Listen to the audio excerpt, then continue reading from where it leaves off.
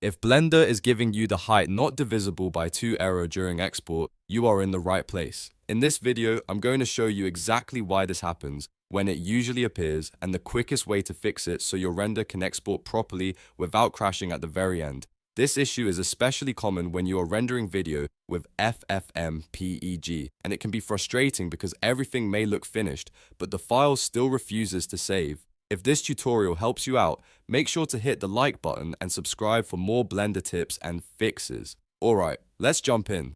First, let's understand what this error actually means. The reason Blender complains about the height not being divisible by 2 is because many video codecs, including H.264 and MPEG-4, need your image dimensions to be even numbers. That means both the width and the height must line up properly for the codec to compress the video. So if your output resolution is something like 1920 by 1081, that 1 pixel difference can cause the export to fail. Even though 1081 is only off by 1, that is enough to trigger the problem. Now let's fix it inside Blender. On the right side of Blender, open the Output Properties tab. You'll recognize it by the printer icon. This is where Blender stores your render and export settings. Once you're in Output Properties, look for the resolution settings. You'll see Resolution X and Resolution Y.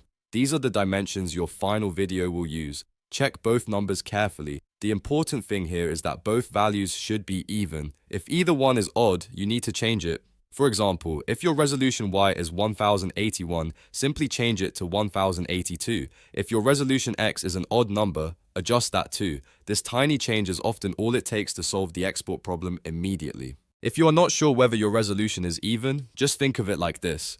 1920 is even, 1080 is even, 1921 is odd, and 1081 is odd. The safest approach is to make sure both your width and height end in an even number before you start the final render. Next, there is another place where this problem can happen, and that is if you are using a render region. Sometimes the main resolution is fine, but the crop or region you created results in odd dimensions. If that cropped area ends up being an odd height or width, Blender can still fail during video export. So if you have a render region enabled, double check that the crop box also creates even dimensions. If needed, adjust the region slightly so the final output stays compatible with the codec.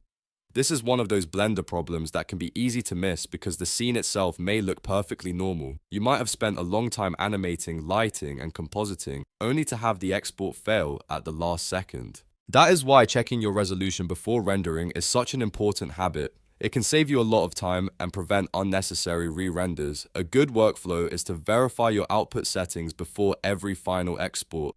Open the Output Properties panel, check the resolution, make sure the frame range is correct, and confirm that your file format is set properly. If you're exporting to a video format, especially with FFmpeg, even numbered dimensions are a must. Taking a few seconds to confirm this can save you from a failed render later. If you already rendered and got the error, don't worry. Just go back, adjust the odd number to the next even number, and render again. In most cases, that completely fixes the issue. There is no need to remake your entire project. It is simply a codec compatibility issue, not a problem with your animation or scene content. So, to recap the fix, open Output Properties, check Resolution X and Y, make sure both are even, and if you are using a render region, confirm that the cropped output is even too. Once that is done, try exporting again and your video should save normally. If this helped you solve the Blender height not divisible by 2 error, please give the video a like and subscribe to the channel for more quick Blender troubleshooting guides. Thanks for watching, and I'll see you in the next one.